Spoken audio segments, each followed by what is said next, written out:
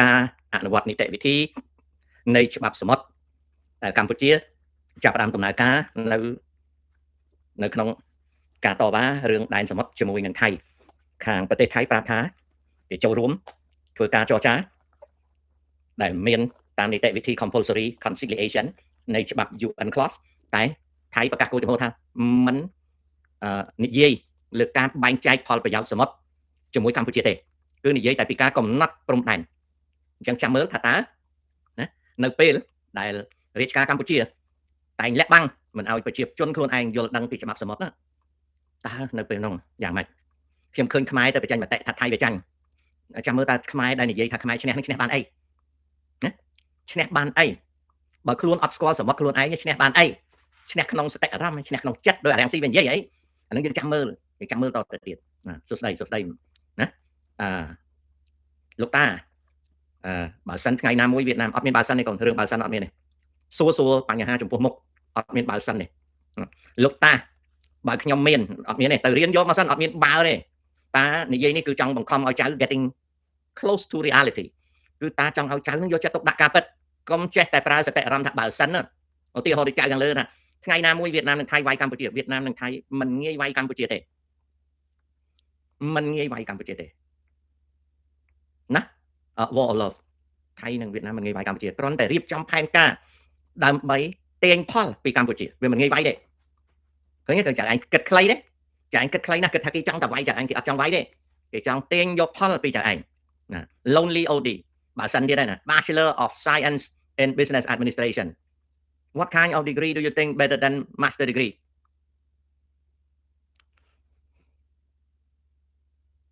បើចៅឯងមាន Bachelor Business Administration ចៅឯងអាចយក Master នៅក្នុង Business Administration ទៅយកគឺទៅយក MBA ហើយចៅឯងអាចពង្រីកទៅ Finance ទៅ Insurance ទៅ Banking ទៅ Investment អានោះសម្រាប់ Master អូខេហើយចេញធ្វើការលោកតាការដោះស្រាយព្រំដែនទឹកនៅ UN clause តាគិតថាកម្ពុជាអាចឈ្នះទេប្រាប់ត្រង់តាមើលអត់ឃើញឈ្នះតាមើលអត់ឃើញឈ្នះតាថាcompulsory conciliation នឹងផ្ដល់ឱកាសឲ្យកម្ពុជាមានព្រំដែនសមុទ្រជាមួយថៃតែពាក្យថាឈ្នះដូចជាអត់មានពាក្យថាឈ្នះវាអត់មានពាក្យថាឈ្នះគ្រាន់តែការអនុវត្តនីតិវិធី compulsory conciliation អាចនឹងសម្រេចបាននៅព្រំដែនសមុទ្រមួយជាមួយនឹងថៃរីឯព្រំដែនសមុទ្រនឹងការពារទឹកបានឬមិនបានអត់ដឹងមិនបានអត់ដឹងពីព្រោះរដ្ឋាភិបាលខ្មែរអត់ឲ្យខ្មែរដឹងវាអត់ខុសគ្នាពីព្រំដែនវៀតណាមកម្ពុជាទេតើអ្នកណាដឹងថាយើងបាត់ដីទេអត់ទេយើងហ៊ាននិយាយថាបាត់ដីគេចាប់ដាក់គុកចុះព្រំដែនសមុទ្រកម្ពុជាវៀតណាមអ្នកណាហ៊ាននិយាយអីទេអត់និយាយគេចាប់ដាក់គុកប៉ុន្តែក្នុងចិត្តយើងជាខ្មែរដឹងថាដីវាបាត់ក្នុងចិត្តយើងជាខ្មែរដឹងថាសមុទ្រយើងយួនវាយកចុះសៀមឆ្លើយខ្លួនឯងបើសិនណាជាប្រើនីតិវិធីតាម UN clause រួចហើយមានសន្ធិសញ្ញាសមុទ្រពាក្យថាឈ្នះដូចអត់មានទេអានេះនិយាយដោយពិតត្រង់ដូចគ្មានហើយបើអ្នកណាហ៊ាននិយាយថាឈ្នះប្រាប់មកថាតើព្រំដែនសមុទ្ររបស់កម្ពុជានៅឯណាអត់មានអ្នកណាដឹងថាព្រំដែនសមុទ្ររបស់កម្ពុជានៅឯណាទេហើយចុះបើអត់ដឹងព្រំដែនសមុទ្រកម្ពុជានៅឯណាឈ្នះកណ្ដួយអីឈ្នះយ៉ាងម៉េចបើអាអ្នកនិយាយថាឈ្នះហ្នឹងវាអត់ប្រាប់យើងថាព្រំដែននៅឯណាឧទាហរណ៍ហ៊ុនសែននិយាយថាអត់បាត់ដីទេជាមួយយួនប៉ុន្តែសូម្បីតែផែនទីរហូតដល់ពេលនេះយើងអត់ឃើញផងអាផែនទីបោះក្រោយឆ្នាំ2019ហ្នឹងយើងអត់ឃើញផងហើយបើយើងអត់ឃើញផងហ៊ុនសែនប្រាប់យើងថាអត់បាត់ដីទេតែពិតទេដូចជាមិនពិតទេពីព្រោះបើពិតគឺឲ្យយើងឃើញមកពីមិនឲ្យយើងឃើញហ្នឹងហើយគឺអត់ពិតអញ្ចឹងសួរទៀតបាត់ដីទេបាត់ទឹកទេបាត់ចុះជាមួយសៀមបាត់ទេបាត់អញ្ចឹងឈ្នះស្អីឈ្នះយ៉ាងម៉េចបើយើងមិនដឹងថាព្រំដែនយើងនៅណាផងណាបើយើងអត់ដឹងថាព្រំដែនយើងនៅណាផងតើយើងឈ្នះយ៉ាងម៉េចជួយប្រាប់ជួយមើលចាយជួយប្រាប់តាតិចមើលណាជួយប្រាប់តាតិចមើលណាBland ហាជួយប្រាប់តាតិចមើលឈ្នះយ៉ាងម៉េចបើយើងអត់ដឹងថាសមុទ្រយើងនៅណាផងយើងឈ្នះយ៉ាងម៉េចណា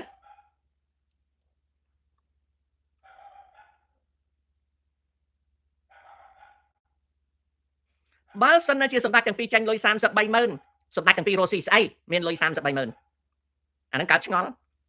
សម្ដេចរស់ស៊ីអីសម្ដេចហ៊ុនសែនរស់ស៊ីអីប្រាក់ខែមួយខែប្រហែលបានសំបាន330000នោះតែថ្លៃនាឡិកាបងមិនគ្រប់ផងចឹងមានន័យថាម៉េចមានន័យថាម្ចាស់បំណុលអត់បានលុយទេត្រូវដោះដូរជាមួយសម្ដេចប្រើអំណាចសងលុយអាហ្នឹងហើយគេហៅថាដើរស្រាតហើយត្រេះពងឲ្យប្រជាជនខ្មែរមើលមេដឹកនាំត្រេះពងឲ្យប្រជាជនខ្មែរមើលតើលោកហ៊ុនសែនរស់ស៊ីស្អីតានាឡិកាហ្នឹងគ្មានលុយទិញផងចិត្តមានស្អីមានមុខលបស្អីក្រៅពីកាន់អំណាចនេះហើយគេហៅថាដើរស្រាតខោត្រេះពងលេងហើយស្រែកឲ្យប្រជាជនខ្មែរថាជ័យយោសម្ដេចស្លៀកសរងស្អាតណាស់តាមពិតពងកដោតទេពិតឬមិនពិតណាទុកឲ្យគាត់ធ្វើអញ្ចឹងទៅគាត់ចូលចិត្តស្រាតដើរគ្មានអ្នកណាដឹងថាសម្ដេចទាំងពីរហ្នឹងគាត់យ៉ាងម៉េចទេនៅពេលគាត់ស្រាប់ក៏គេថាគាត់ស្លៀកខោដែរអាហ្នឹងអញ្ចឹងអាហ្នឹងហើយយុទ្ធធម៌សម័យដៃជោលោកតាភិលមន្ត្រីតានិយាយច្រើនដងហើយបើចៅឆ្ងល់កុំរៀនឥឡូវឆ្លើយស្រួលបើចៅឆ្ងល់កុំរៀនបើចៅឆ្ងល់កុំរៀនទៅចប់ដេកចាំឲ្យ AI បំរើទៅកុំរៀនចឹងតាឈប់ឆ្លើយហើយតាផ្អាកសិនឥឡូវតាឆ្លើយទៅទាំងកុំរៀនស្អីដែលតាក់ទងនឹង computer technology កុំរៀនចាំឲ្យ AI បំរើចៅឯងទៅឃើញព័ត៌មានបរទេសផ្សាយថាឡានចិនកំពុងតែសម្លាប់ទីផ្សារឡានក្នុងស្រុករបស់រុស្ស៊ីយូរហើយអានឹងយូរហើយមករាឥឡូវវិលទៅពិលមេងត្រីវិញតាទៅនិយាយមិញថាកុំឲ្យរៀនតែឥឡូវតាអាណិតតានិយាយប្រាប់តាដូរចិត្តវិញតាត្រូវតែបញ្យល់ព្រោះអាណិតគ្រាន់តែភ្លើពេកចាឯងស្គាល់ទេ computer science ហ្នឹងស្អី you know how to write English first you need to do research what is computer science course តើមុខវិជ្ជា computer science គេរៀនអីគេរៀន write code គេរៀនអីចៅឯងទៅស្រាវជ្រាវសិនទៅ do research តើ computer science គេរៀនអីខ្លះហើយចាំមកនិយាយមួយតាទៀតហ្នឹងតាអាណិតតាប្រាប់តើ computer science ហ្នឹងគេរៀន write code ឬគេរៀនអីខ្លះអូខេតាអាណិតបើតាមចិត្តតាចង់ទុកឲ្យចៅឯងនៅល្ងងប៉ុន្តែវាអាណិតខ្មែរម្នាក់កុំឲ្យវាភ្លើល្ងងអញ្ចឹង you have to find out ថាតើ computer science គេរៀនអីខ្លះហើយ you decide ចៅឯងត្រូវសម្រេចចិត្តខ្លួនឯងថារៀនឬមិនរៀនព្រោះចៅឯងចាញ់មកសិតតែ code writing by AI អីចៅឯងគ្មានស្គាល់ computer science ទេ you don't even know what that it is ដល់អញ្ចឹងទៅចៅឯងនិយាយខុសស្លាស់ computer science គេរៀនខាងសរសេរ code ទេបើគេរៀនត្រឹមតែសរសេរ code គេហៅថា code writing course អញ្ចឹងតាអាណិតឲ្យចៅឯងទៅស្រាវជ្រាវមើលតើ computer science គេត្រូវការរៀនអីខ្លះហើយចៅឯងគិតខ្លួនឯងថាតើចៅឯងរៀនឬមិនរៀនបើមិនរៀនទេហើយទៅអូខេតាកាន់តែប្រាប់ប៉ុណ្ណឹងណាប៊ុនជីលោកតាមានខ្មែរក្រហមនៅរស់ហើយរត់ទៅរស់នៅដល់ USA ទេមកដល់បច្ចុប្បន្នមិនខ្វះទេច្រើនណាកូនខ្មែរក្រហមដែលចូលមករស់នៅស្រុកអាមេរិកមានច្រើនលោកតាតើពូចក់ជួយដល់សង្គមដែរទេចម្លើយគឺតាដេញចៅឯងចាញ់ដឹងចក់ម៉ែវាអីអញមិនស្គាល់អាចក់ណាផងណាចេះភ្លើដល់អញដេញចាញ់ខ្ជិល King Sniper រាល់ថ្ងៃស្រួលដែរលោកតាជីវភាពធូរធារល្មមមិនអួតអាងមិនបង្ហាញមិនជានិយាយម្ដងហើយអានោះធម្មតាទេចាណានោះហានរឿងសំខាន់ជាងគេបើមានតែប៉ុណ្្នឹងទេមិនបាច់មើលតាទេចាទៅដើរលេងទៅណាពីព្រោះចៅឯងគ្មានធុរៈអីនឹងត្រូវស្ដាប់តានិយាយទេពីព្រោះចៅឯងចង់ទៅរឿងទៅស្រុកខ្មែរអូខេនោះហាន8059 you don't need to waste your time with me go somewhere play ពីព្រោះមកអត់មានរឿងអីត្រូវនិយាយគ្នារឿងសួរថាទៅស្រុកខ្មែរទេអូខេណានោះហានតើ don't waste time ណាកុំឲ្យខាតពេលណាសារ៉េតរៀលថៃនិងវៀតសម្លឹងឃើញប្រយោជន៍ពីដែនទឹកកម្ពុជាឃើញទាំងពីរឃើញពីដែនដីហើយឃើញពីដែនទឹកកម្ពុជាគឺគេឃើញប្រយោជន៍របស់ដីនិងទឹកយើងគេឃើញប្រយោជន៍របស់ដីនិងទឹកយើងពេញតែម្ដងទៅដល់ UN ហើយតែគេរុញឲ្យចរចាទ្វេភាគីដដែលទៅអញ្ចឹងនៅពេលដែលគេធ្វើ compulsory conciliation វាមិនមែនពាក្យថាអីការចាប់បង្ខំអី that is a wrong translation អានឹងគឺជាការប្រែខុសភាគីទាំងពីរក្រោយពីគណៈកម្មការដែលតែងតាំងនឹងគេបញ្ចេញនៅមតិរបស់គេ Thailand និងកម្ពុជាសម្រាប់ថាតើព្រមតាមមតិរបស់គណៈកម្មការនឹងឬទេបើភាគីថៃនិងកម្ពុជាព្រម នោះនឹងឈានទៅដល់ការជួបគ្នារវាងថៃនិងកម្ពុជាផ្ទាល់ដែលគណៈកម្មការលែងមានភារៈហើយផ្ដល់ឲ្យមតិភាគីថៃនិងកម្ពុជាសម្រាប់ថាតើតាក់តែងកិច្ចព្រមព្រៀងយ៉ាងម៉េចទ្វេភាគីឥឡូវនេះបើមានទំនាស់សមុទ្រហើយកម្ពុជាជាសមាជិកនៃ UNCLOS ក៏ដូចជា Thailand ជាសមាជិកនៃ UNCLOS ក៏សម្រាប់អនុវត្តតាមនីតិវិធី compulsory conciliation នៅពេលហ្នឹងគេបង្កើតគណៈកម្មការមួយដែលអាចហៅថាគណៈកម្មការអព្យាក្រឹតដែលគណៈកម្មការអព្យាក្រឹតហ្នឹងមានមនុស្សជាសមាជិកនៃគណៈកម្មការហ្នឹងដែលមានការតែងតាំងទៅតាមការណែនាំរបស់ច្បាប់គណៈកម្មការនោះនឹងយកសមុទ្រហ្នឹងទៅគិតមើលថាតើវាស់ពីបន្ទាត់មូលដ្ឋានរបស់កម្ពុជាដំបូងគណៈកម្មការនេះគេពិនិត្យមើលថាតើកម្ពុជាមានដែនសមុទ្ររបស់ខ្លួនគឺអ្វីកម្ពុជាមានដែនសមុទ្ររបស់ខ្លួនគឺអ្វីបានសេចក្តីថាកម្ពុជាមានដែនសមុទ្ររបស់ខ្លួនប្រកាសជាផ្លូវការមកយ៉ាងម៉េចមានដែនទឹកដីក្នុងយ៉ាងម៉េចមានបន្ទាត់មូលដ្ឋានយ៉ាងម៉េចមានសមុទ្រពរណភាពយ៉ាងម៉េចមានដែនសមុទ្របន្តយ៉ាងម៉េចមានសមុទ្រសេដ្ឋកិច្ចផ្ដាច់មុខយ៉ាងម៉េចមានសេចក្តីប្រកាសខ្ពង់រាបដែនសមុទ្រយ៉ាងម៉េចអាហ្នឹងកម្ពុជានៅពេលហ្នឹងគណៈកម្មការគេនឹងពិនិត្យមើលខាង Thailand តើ Thailand មានដែនសមុទ្រដូចម្ដេចដែនទឹកដីក្នុងដូចម្ដេចបន្ទាត់មូលដ្ឋានដូចម្ដេចសមុទ្របូរណភាពដូចម្ដេចដែនសមុទ្របន្តដូចម្ដេចសមុទ្រសេដ្ឋកិច្ចផ្ដាច់មុខដូចម្ដេចខ្ពង់រាបដែនសមុទ្រដូចម្ដេចនៅពេលហ្នឹងគេមើលអញ្ចឹងណាគេមើលខាងកម្ពុជាហ្នឹងមានដែនសមុទ្រគឺអ្វីចំណែកឯ Thailand មានដែនសមុទ្រគឺអ្វីក្រោយពីគេមើលហើយគេទាញផែនទីដែលគេហៅថា Maritime Territorial Chart ប្រែជាភាសាខ្មែរគេថាផែនទីដែនទឹកឬក៏ហៅថាផែនទីសមុទ្រ Vichy Chart គេទាញផែនទីហ្នឹងមកសួរថាផែនទីហ្នឹងរបស់អ្នកណាផែនទីរបស់ Oceanographic Organization ណាមួយដែលអន្តរជាតិគេប្រើពលគឺជាដែនគឺជាផែនទីសមុទ្រនៃឈូងសមុទ្រថៃឡង់ដែលគេប្រើនៅពេលដែលគេទាញផែនទីហ្នឹងមកគេធ្វើការពិគ្រោះជាមួយកម្ពុជាតើកម្ពុជាស្គាល់ផែនទីហ្នឹងទេអានេះខ្ញុំនិយាយណាកម្ពុជាស្គាល់ទេបើកម្ពុជាស្គាល់ផែនទីហ្នឹងគេសួរកម្ពុជាថាកម្ពុជាប្រើផែនទីហ្នឹងទេឧបមាថាកម្ពុជាឆ្លើយថាប្រើគេសួរទៅថៃថាទទួលស្គាល់ផែនទីហ្នឹងទេថៃថាទទួលស្គាល់បើភាគីកម្ពុជានិងភាគីថៃទទួលស្គាល់Maritime Chart ហ្នឹងគណៈកម្មការយកMaritime Chart ហ្នឹងមកដាក់លើតុដើម្បីធ្វើការងារនៅពេលហ្នឹងគេយកលក្ខណៈដែនសមុទ្ររបស់កម្ពុជានិងលក្ខណៈដែនសមុទ្ររបស់ថៃមកមើលថាតើលក្ខណៈដែនសមុទ្ររបស់កម្ពុជាហើយនឹងលក្ខណៈនៃដែនសមុទ្ររបស់ថៃកងគ្នាទេជួបគ្នាទេបើគេមើលឃើញថាវាកងគ្នាគេធ្វើកំណត់ហេតុខាងកម្ពុជាពីខាងជើងមកវារុញមកចំណុចនេះខាងថៃពីខាងត្បូងរុញឡើងទៅជើងវិញវាកងគ្នាគេកត់សម្គាល់លើតំបន់ដែលវាកងគ្នានៅលើលក្ខណៈនៃដែនសមុទ្រដល់ហើយគេក៏លេខមើលទៅលើសាវតារបស់កម្ពុជាតើប្រវត្តិសាស្ត្ររបស់កម្ពុជាអះអាងថាកងគ្នាកន្លែងណាខ្លះគេមើលទៅសាវតាសមុទ្រថៃតើវាកងគ្នាកន្លែងណាខ្លះហើយគេយកមកកលឹកលក្ខណៈនៃភាពកងគ្នាហ្នឹងមកមើលថាតើអាការកងគ្នាសេចក្តីសន្និដ្ឋានកងគ្នាហើយនឹងការអះអាងថាកងគ្នាហ្នឹងដូចគ្នាទេបើវាដូចគ្នាគេកំណត់ហេតុហើយគេស្វែងរកសេចក្តីនៃច្បាប់ស្អីទៅសេចក្តីនៃច្បាប់គឺលក្ខណៈដែលច្បាប់ UNCLOS អនុញ្ញាតឲ្យ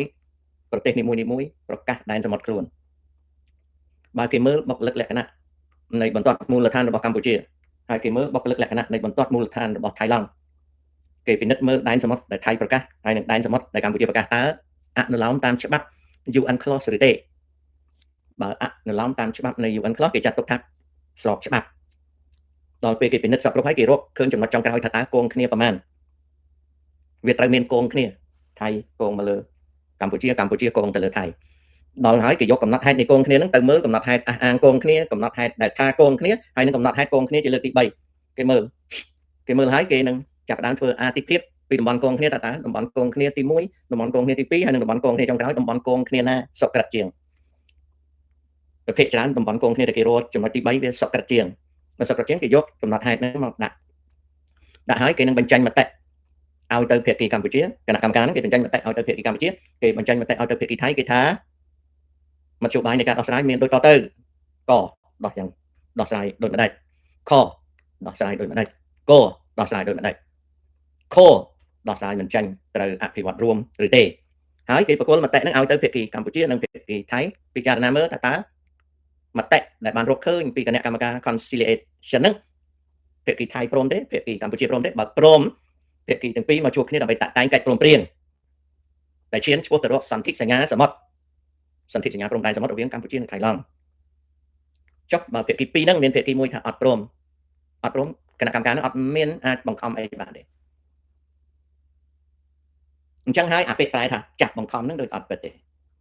អានេះតាមការយល់របស់ខ្ញុំច្បាប់ UN Clause អត់អាចបង្ខំបានទេគណៈកម្មការនៃ compulsory conciliation បញ្ចេញ opinion បញ្ចេញមតិនិង recommendation ការណែនាំមិនមែនជាអាជ្ញាទេអញ្ចឹងអាពាក្យប្រែថាអីការអីណាសម្រុះសម្រួលចាស់បង្ខំអីខ្ញុំមិនដឹងថាពាក្យក្តាត់អាចនឹងចាញ់ពីណាមកទេខ្ញុំអត់ដឹងខ្ញុំនិយាយតាមត្រង់ខ្ញុំអត់ដឹងពីព្រោះ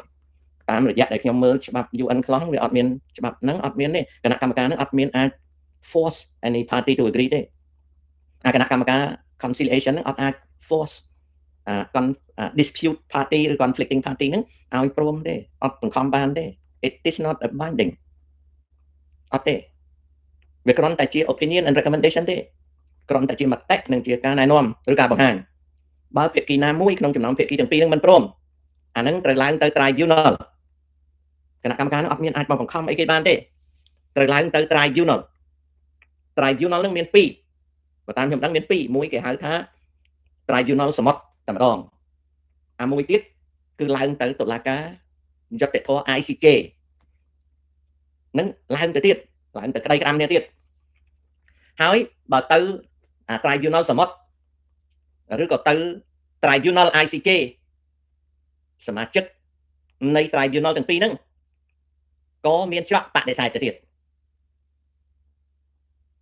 តុលាការ ICJ ហ្នឹងតុលាការមួយទៀតខ្ញុំភ្លេចអក្សរកាត់វាគឺភាគីទំនាស់ហ្នឹងអាចបដិសេធទៀតហើយបើបដិសេធមិនទទួលស្គាល់ទេតុលាការពីរហ្នឹងក៏អត់មានកម្លាំងនាវាឬកម្លាំងទ័ពហើយតុលាការពីរហ្នឹងក៏មិនអាចទៅហៅទ័ពអង្គការសហប្រជាជាតិអីមកអនុវត្តច្បាប់ហ្នឹងទេនេះគឺជាភាពខ្លាំងហើយនឹងភាពខ្សោយនៃ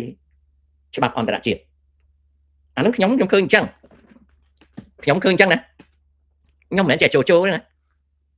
រឿងចូលអីទៅប្រាប់ថាសៀមមិនហ៊ានឡើងតុលាការអីសៀមនឹងចាញ់អីខ្ញុំមិនដឹងថាពួកអស់ហ្នឹងវារៀនច្បាប់អីទេខ្ញុំឃើញខ្មែរប្រហែលអ្នកហ្នឹងដែលទៅឡូឡាតវ៉ាជាមួយសៀមខ្ញុំមិនដឹងថាវារៀនច្បាប់អីប៉ុន្តែចំពោះខ្ញុំច្បាប់អន្តរជាតិវាមានកម្លាំងរបស់វាទាល់តែសហគមន៍អន្តរជាតិគ្រប់គ្រងវាបើសហគមន៍អន្តរជាតិអត់គ្រប់គ្រងវាហើយវាខ្លាំងដូចចិនអីហ្វីលីពីនអត់ធ្វើអាចអីវាបានទេដោយអាមេរិកអញ្ចឹងមិចស៊ីកូក៏មិនដឹងធ្វើអាចអាមេរិកអីបានដែរអាមេរិកតែអត់ស្ដាប់ទេកម្លាំងនៃច្បាប់អន្តរជាតិវាអាស្រ័យទៅលើ delegation of power គេហៅថាការប្រតិភូកម្លាំងអំណាចហើយស្អីទៅការប្រតិភូកម្លាំងអំណាចបកពួកទី1ខ្លួនឯងខ្លាំងខ្លួនឯងមានកម្លាំងមានខ្សែតកិច្ចហើយខ្លួនឯងមានបកពួកទៅធ្វើអីរុស្ស៊ីបានទៅធ្វើអីចិនបានទៅធ្វើអីអាមេរិកបាននៅក្នុងករណីថៃជាមួយនឹងកម្ពុជាវាតូចអាចថៃឡង់វាស្ដាប់តាមច្បាប់អន្តរជាតិពីព្រោះប្រទេសវាតូចដែរប្រទេសវាខ្សោយតែបើសិនជាវាខ្លាំងវាមិនស្ដាប់ក៏មិនដឹងធ្វើអាចអីវាដែរមានតែវាយអញ្ចឹងហើយបាទមានខ្មែរអីទៅប្រាប់សៀមអីអ្នកឯងកំសាកអត់ហ៊ានឡើងឡាកាយវាកំសាកដល់វាមិនកំសាកដល់វាវាយយកដៃយើងជាង50កន្លែងហើយវាហ៊ានហែក MOU ចោលហើយវាប្រុងហែក MOU ឆ្នាំ2000ចោលរឿងវាភ្លើរឿងវាកំសាកខ្ញុំមិនដឹងទេប៉ុន្តែខ្មែរដែលនិយាយថាឈ្នះនឹងឈ្នះស្អីទី1រដ្ឋាភិបាលខ្លួនឯងនឹងបិទអត់ឲ្យប្រជាជនដឹងទេទី2គ្មានខ្មែរណាដឹងពីទឹកដីរបស់ខ្លួនទេទី3គ្មានខ្មែរណាចេះច្បាប់អន្តរជាតិទេទី4គ្រប់ព័ត៌មានគេបំបត្តិទាំងអស់ឈ្នះស្អីហើយឆ្ងល់ហើយឈ្នះក្នុងអារម្មណ៍អញ្ចឹងប៉ុណ្្នឹងឯងខ្ញុំនិយាយសារថ្មីបន្តិចមុននឹងកលេចមើលសំណួរបើថៃនិងកម្ពុជាព្រមទៅតាមនីតិវិធី compulsory conciliation គណៈកម្មការមួយត្រូវរៀបចំឡើងហើយសមាជិកគណៈកម្មការចាត់ទុកថាឯករាជ្យឬអព្យាក្រឹតហ្នឹងនឹងត្រូវទទួលការតែងតាំងពីភាគីកម្ពុជានិងថៃដល់ហើយគេក៏ធ្វើការសិក្សាអំពីដែនសមុទ្រកម្ពុជាគឺអ្វីដែនសមុទ្រថៃគឺអ្វីហើយក៏គេទាញយក maritime chart មកប្រើគឺផែនទីសមុទ្រហើយគេទាញមកគេសួរភាគីហ្នឹងទទួលស្គាល់ទេបើភាគីហ្នឹងទទួលស្គាល់គេពិនិត្យមើលលក្ខណៈនៃច្បាប់ UN Clause តើវត្តមាននៃសមុទ្រខ្មែរកសាងដែនសមុទ្រត្រឹមត្រូវហើយនៅ វត្តមាននៃសមុទ្រថៃតើកសាងដែនសមុទ្រត្រឹមត្រូវតាមច្បាប់ UN Clause ហើយនៅពេលហ្នឹងគេរកឃើញតំបន់កងគ្នាតាមលក្ខណៈនៃច្បាប់ UN Clause ដល់ឃើញហើយគេធ្វើកំណត់ហេតុគេប្រគល់ឲ្យភាគីទាំងពីរដឹងឮហើយគេបន្តធ្វើមតិដល់គេបញ្ចេញមតិហើយគេធ្វើការណែនាំហើយគេប្រគល់ការណែនាំនឹងមតិឲ្យភាគីកម្ពុជាហើយនិងភាគីថៃយកទៅពិចារណាបើភាគីទាំងពីរនឹងពិចារណាព្រមគ្នាតាក់តែងកិច្ចព្រមព្រៀងឆ្ពោះទៅរកសន្ធិសញ្ញាព្រំដែនសមុទ្រ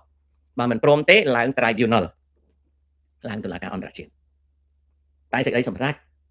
របស់គណៈកម្មការគឺជាមតិហើយនឹងការណែនាំអត់មានមកចាប់បង្ខំបានទេអញ្ចឹងអាពាក្យចាប់បង្ខំហ្នឹងខ្ញុំមិនដឹងគេយកអក្សរមិនដឹងគេយកស្អីមកប្រែហ្នឹងអញឆ្ងល់ដែរខ្ញុំឬមួយក៏ខ្ញុំភ្លើខ្ញុំវាមិនចេះខ្ញុំឃើញអា compulsory conciliation ហ្នឹងវាអត់បង្ខំបានទេភាសាច្បាប់គេថា non binding it's not a binding ភាសាអង់គ្លេសថា non binding non binding មានន័យថាអត់ដាក់កំហិតបានទេឬមួយក៏ខ្ញុំនៅភ្លើខ្ញុំមិនដឹងហើយអាដៃដែលចេះនិយាយថាសៀមអត់ហ៊ានសៀមឈ្នះសៀមអីឈ្នះសៀមអីមិនដឹងវាយកស្អីវាចេះស្អីពួកបងក្តោះហ្នឹងទៅនិយាយនឹងចេះស្អីចំណែករដ្ឋាភិបាលហ៊ុនម៉ាណែតអត់ហ៊ាននិយាយអញ្ចឹងទេរដ្ឋាភិបាលហ៊ុនម៉ាណែតបិទមាត់ចិត្តហើយបិទមាត់ខ្មែរហើយបិទបញ្ញាខ្មែរទៀតខ្ញុំនិយាយជាលើកទី2ណារឿងសមុទ្រហ្នឹងអញ្ចឹងអូខេ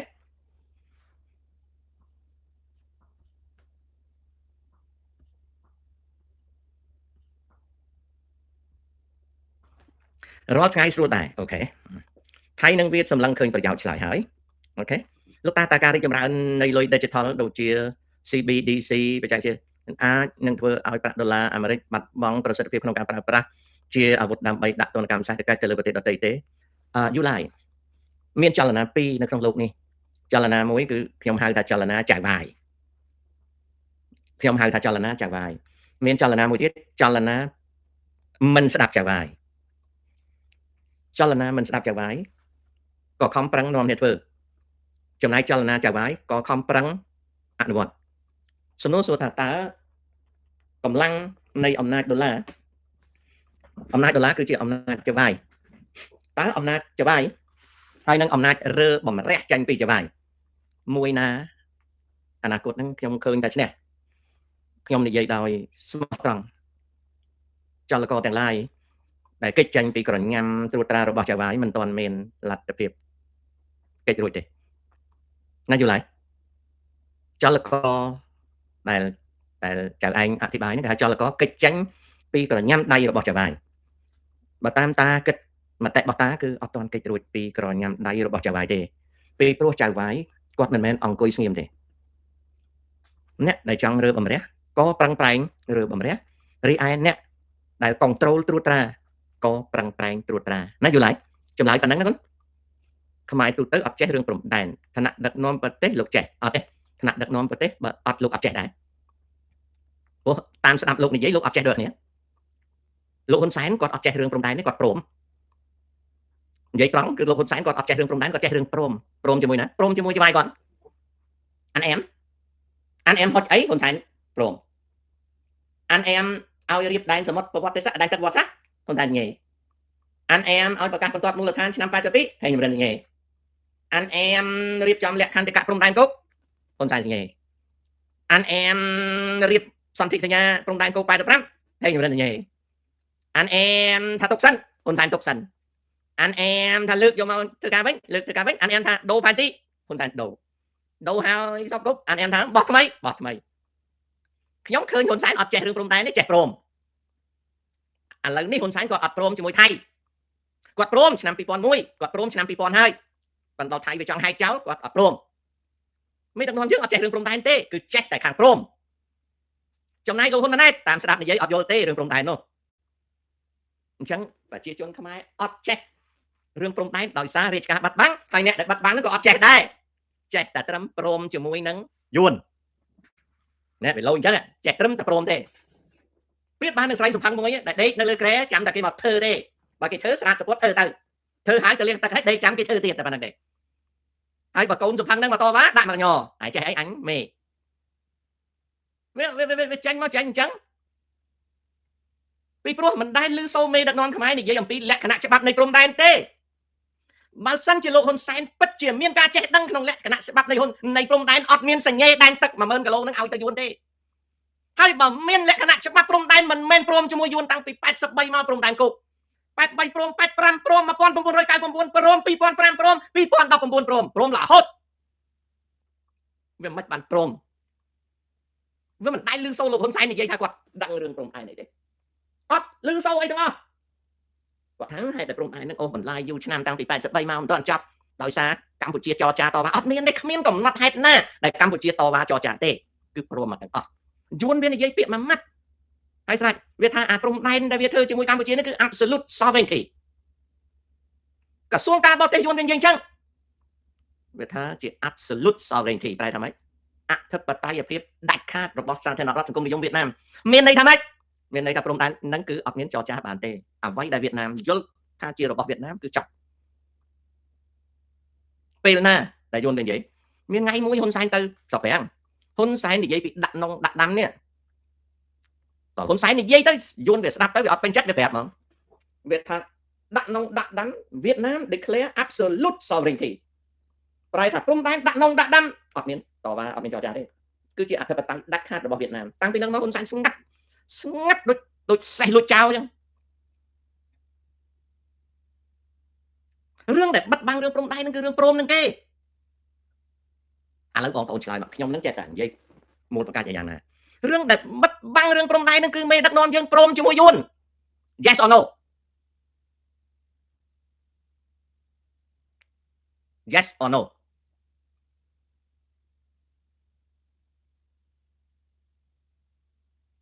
យើងព្រមជាមួយគេណាយើងព្រមជាមួយគេបានជាបិទមិនឲ្យប្រជាជនដឹងមកពីចេះតែព្រមជាមួយគេ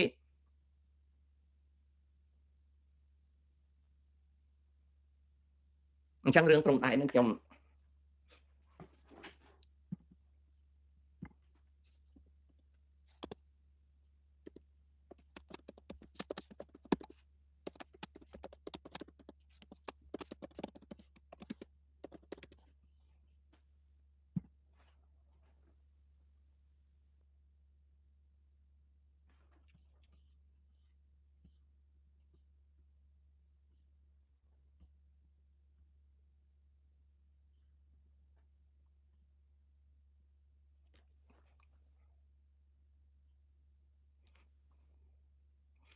សាលាខេត្តសៀមរាបថាទេសចរធ្លាក់ចុះដោយសារសង្គ្រាម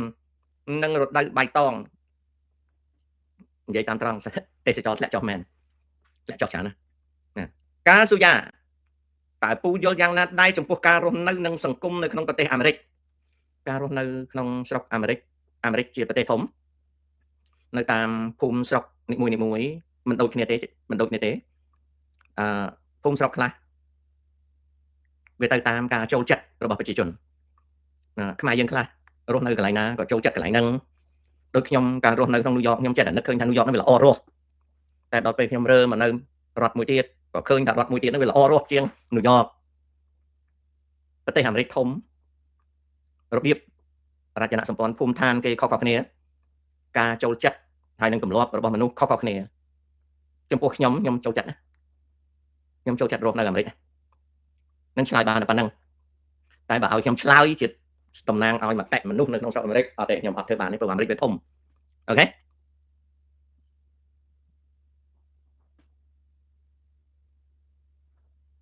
បាទគេឲ្យទុកចិត្តលើអត់តើកាលពីម្សិលមិញលោកតាជួយបញ្យលសកលភាវូបនីយកម្មដែរទេឆ្លើយហើយសកលលោកភាវូបនីយកម្មឆ្លើយហើយតែដូចជាចៅឯងអត់បានស្ដាប់ទៅចាក់ស្ដាប់ទៅលោកតា50ខ្មែររីកចម្រើនរីកកូនរីកដូចក្របជីគេត្រាំទឹកចឹងចាឯងទៅសួរម៉ែមើលថាម៉ែអាការរីកចម្រើនដោយក្របជីត្រាំទឹក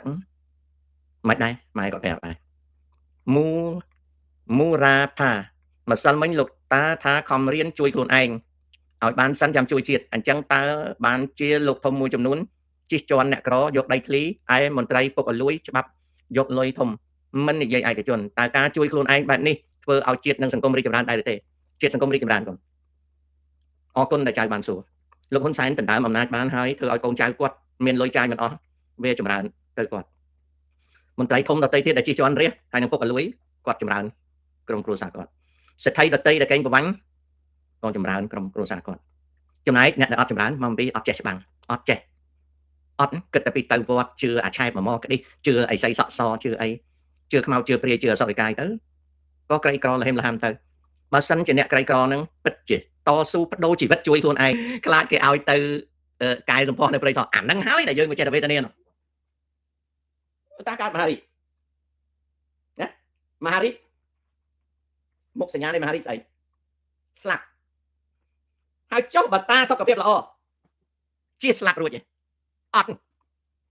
អញ្ចឹងបើអញកើតមហារីកវាស្លាប់ណាហើយបើអញអត់កើតមហារីកវាស្លាប់អញ្ចឹងអញត្រូវខំអាកើតមហារីកក៏ត្រូវតែខំរកអាមិនកើតមហារីកក៏ត្រូវតែខំរកពីព្រោះអនាគតទៅស្លាប់តែចាំអញខ្លាចព្រៃសរនៅហ្នឹងចូលអ្នកទាំងឡាយពិចារណាដោយយល់ដឹងថាអ្នកទាំងឡាយមានលទ្ធភាពនឹងធ្វើបានអ្នកទាំងឡាយខំប្រឹងប្រែងសិក្សារៀនសូត្រកសាងនៅវិជ្ជាកសាងនៅសម្បត្តិដែលជាពិសោធន៍របស់អ្នកទាំងឡាយនឹងអាចឈានដល់គោលដៅមួយជោគជ័យរបស់ខ្លួនមិនខាននៅពេលដែលអ្នកទាំងឡាយមិនបោះបង់ចោលការតាំងចិត្តដ៏មាំមួននេះផ្ទុយទៅវិញបើអ្នកទាំងឡាយអោនក្បាលដកថយអ្នកទាំងឡាយនឹងទៅជាទេសកលអស់មួយជីវិតពីព្រោះជាផ្លូវដែលអ្នកទាំងឡាយរើបុគ្គលទាំងឡាយឯណាទោះបីមានបុណ្យបារមីអំណាចចេះស្ដាខ្លាំងក្លាប៉ុណ្ណាក៏ជាស្លាប់មិនរួចបុគ្គលទាំងឡាយឯណាដែលធ្វើទេសកលក៏ជាស្លាប់មិនរួចនៅពេលដែលទេសកលមិនខ្លាចស្លាប់ហើយខំប្រឹងរស់បុគ្គលទាំងឡាយដែលជាទេសកលនោះនឹងរកអសរភាពរបស់ខ្លួនឃើញមិនខានប៉ុណ្ណឹងហើយនៅមិនយល់ទៀតចៅហើយចៅអញកើតមហារីកងាប់ហើយចុះឯងអត់កើតមហារីកងាប់ទេងាប់អញ្ចឹងអញខំរស់ឯងខំរស់ណាចៅនិយាយប៉ុណ្ណឹង